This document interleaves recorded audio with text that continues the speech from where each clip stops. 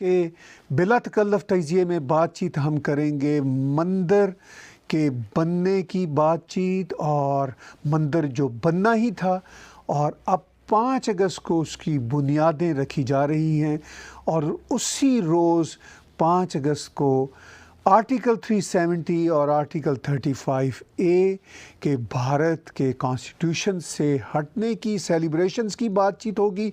शान से कहते हैं कि भारत का ये जो नया तैयारा जो भारत को फ्रांस की डील के साथ मिला है, इसकी शान ही आसमान पर कुछ और होगी। और उन्होंने कहा कि अब चीन के भी किसी तैयारे की और पाकिस्तान के पास जो अमेरिका का F-16 है उसके सामने ये तैयारा एक बड़ी ही मिलिट्री शान के साथ खड़ा होगा हवा में और वो तैयारे भी अब इनके पीछे होंगे।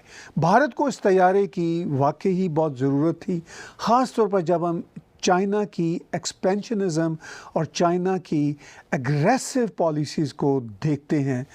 अब उम्मीद करते हैं कि इस तैयारे के आ जाने के बाद जो बैलेंस ऑफ मिलिट्री पावर है और ख़ास तौर पर जो एयर फोर्स के लेवल पर जो बैलेंस भारत को चाहिए था, अब बैलेंस से भी कुछ ज़्यादा ही भारत के पलड़े में ये बात बैठ गई है कि भारत का पलड़ा अब थोड़ा भारी हो गया है। जब भारत के पलड़े की बात होगी तो भारत की सिविलाइजेशन के पलड़े की बात भी होगी। भारत की सिविलाइजेशन दुनिया की पीसफुल और दुनिया की सबसे ज़्यादा अपनी धरती के साथ यानी इस प्लैनेट के साथ जुड़ी हुई सिविलाइजेशन है और उसी सिविलाइजेशन के सिलसिले में लॉर्ड राम जी का जो ग्रेट मंदिर था उसकी जगह पर मुग़लों ने जो एक मस्जिद बनाई, करीब 500 बरसों बाद भारत की 1.3 बिलियन पॉपुलेशन, सिर्फ मैं यहाँ पर भारत के 1 बिलियन हिंदुओं की बात नहीं कर रहा, इवन वहाँ के मेजॉरिटी मुस्लिम्स भी, सिख भी, वो चाहते थे कि ये फ़ैसला किसी तरह से राम मंदिर के बनने का हो जाए, उसके हक़ में हो जाए। वो फ़ैसला हो गया पिछले साल और कोविड की वजह से जो फाउंडेशन थी राम मंदिर की बनने की वो थोड़ी देर से अब रखी जा रही हैं। लेकिन एक बहुत ही शुभ दिन होगा 5 अगस्त का। 5 अगस्त का वो दिन है जो भारत की इंडिपेंडेंस के बाद भारतीय अवाम को 72 बरसों से इंतज़ार था कि किसी तरह से ये डिस्क्रिमिनेटरी जो क्लॉजेज़ हैं कॉन्स्टिट्यूशन की, जो टेम्परेरी थी और वो परमानेंट सी बन गई, इनको रिमूव किया जाए और पूरे भारत के साथ कश्मीरी भी कॉन्स्टिट्यूशन की जो इक्वल अपॉर्चुनिटीज़ हैं वो एंजॉय कर सकें। मेरी अपनी बड़ी दिली तमन्ना थी कि ऐसे मौका पर मैं ख़ुद वहाँ पर एक अटेंडी के तौर पर मौजूद होता, मगर कोविड का ज़माना है, पूरी दुनिया की जो ट्रैफिक है वो उस वक्त जैम है। ये चांस इस वक्त कोई नहीं किसी के पास कि वो फ्लाई करके पहुँच सके, मगर हमारी दुआ है और मैं कहता हूँ कि इंशाअल्लाह अगले बरस वो दिन ज़रूर आएगा कि जब कंस्ट्रक्शन की चल रही होगी तो मुझे भी ये एक तरह से मुक़द्दस मौका मिलेगा, सेक्रेट चांस मिलेगा कि मैं जाऊं अयोध्या और वहाँ पर अपना माथा टेकूं। इससे बड़ी बात क्या होगी। मैं जब ये कह रहा हूँ कि इंशाअल्लाह खुदा भगवान जी राम जी मुझे ये मौका ज़रूर देंगे। जो पॉलिटिकल कार्ड्स खेलने वाले जो सो कॉल्ड मुस्लिम नेता हैं वो थोड़ा सा विरोध कर रहे हैं कि प्राइम मिनिस्टर नरेंद्र मोदी एक मंदिर की फाउंडेशन सेरेमनी पर क्यों जा रहे हैं। तो आफ्टर ऑल इतना बड़ा वाक़या है, 500 साल से भारतीय मुंतज़र थे कि कोर्ट से इसके हक़ में फ़ैसला आए, तो जो भी प्राइम मिनिस्टर होता उसका वहाँ पर जाना बनता है। तो क्या इसमें कोई पॉलिटिकल एंगल है? अगर पॉलिटिकल एंगल भी हो तो वो डिज़र्व करते हैं, क्योंकि उनके बीजेपी के मंशूर में भी ये था कि वो ये चाहते हैं कि मंदिर बने और सुप्रीम कोर्ट ने इंसाफ पर ये फ़ैसला दिया और ये एक बहुत ही शुभ घड़ी है और उसी शुभ दिन को चुना मंदिर की कमेटी ने भी और प्राइम मिनिस्टर नरेंद्र मोदी ने भी इंडोर्स किया, यानी 5 अगस्त 1 साल होने को चला है।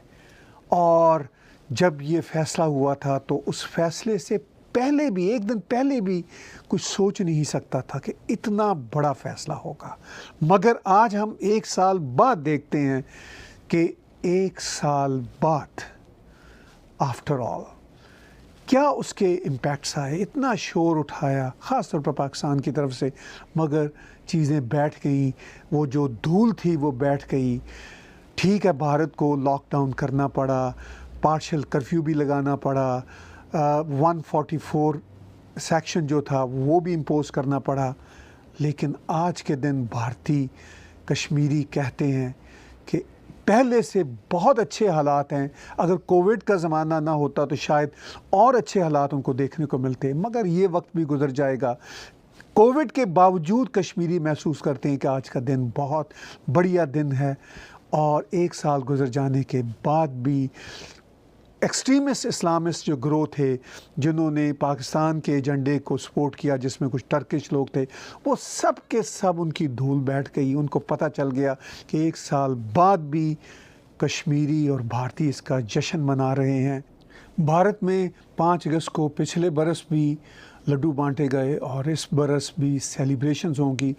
मगर दूसरी तरफ हम ये देखते हैं कि पाकिस्तान के इमरान खान और उनके करीबी लोग और उनके पीछे जो इस्टेब्लिशमेंट है, वो एक तरह से ब्लैक डे का पूरा एक दिन जो था वो एक पूरे साल में गुजर गया है। और नामालूम अभी आने वाले कितने साल उनके यहाँ ब्लैक डे रहेंगे। लेकिन लगता ये है कि शायद उनके यहाँ ये जो ब्लैक डे का रोग है, ये भी शायद दिखाने के लिए है। उनको भी मालूम है कि इसमें कुछ नहीं हो सकता। भारत के पास राइफल फाइटर प्लेन आ जाने के बाद से पड़ोसी मुल्क पाकिस्तान काफ़ी परेशान है। वहीं लद्दाख में तरह तरह की चालबाजियां कर रहे चीन ने अभी तक इस मामले में कोई प्रतिक्रिया नहीं दी है, लेकिन पाकिस्तान इससे काफ़ी परेशान दिख रहा है और वो भारत को अंतर्राष्ट्रीय मंचों में किए गए वादों को याद दिला रहा है। भारत में राफेल की एंट्री हो जाने के बाद से ही पाकिस्तान के विदेश मंत्रालय ने दुनिया भर से अपील करना शुरू कर दिया है। पाकिस्तान का कहना है कि भारत बड़े पैमाने पर सैन्य क्षमता हासिल कर रहा है और इससे दक्षिण एशिया में आर्म्स रेस शुरू हो सकती है। पाकिस्तान विदेश मंत्रालय के अधिकारी ए फारूकी ने कहा, भारत ने राफेल जेट्स खरीदे हैं जो न्यूक्लियर वेपन्स भी ले जा सकता है। भारत अपनी ज़रूरत से ज़्यादा हथियार जुटा रहा है। उन्होंने कहा, ग्लोबल कम्युनिटी को भारत के इस आर्म बिल्ड अप का संज्ञान लेना चाहिए। इससे साफ साफ पता चलता है कि पाकिस्तान की फट गई है, लेकिन वो दिखाना नहीं चाहते। जब से मोदी सरकार आई है तब से भारत की सैन्य ताकत दिन ब दिन बढ़ते ही जा रही है, लेकिन पाकिस्तानी मीडिया मानने को तैयार नहीं है। पाकिस्तान मीडिया का कहना है कि टेक्नोलॉजी के बारे में पाकिस्तान भारत से भी आगे है। ऐसे पाकिस्तानी मीडिया और पाकिस्तान के लोगों के लिए एक वीडियो पेश करता हूँ।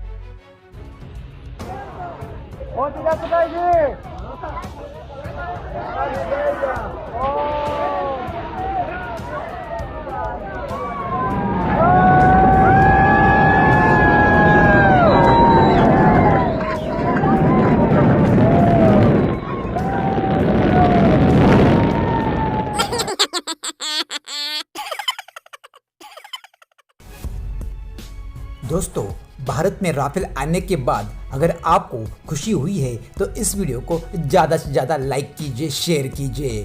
दोस्तों, अगर आपको पाकिस्तान के कॉमेडी नमूने देखने हैं तो वीडियो के डिस्क्रिप्शन में आपको उसकी लिंक मिल जाएगी।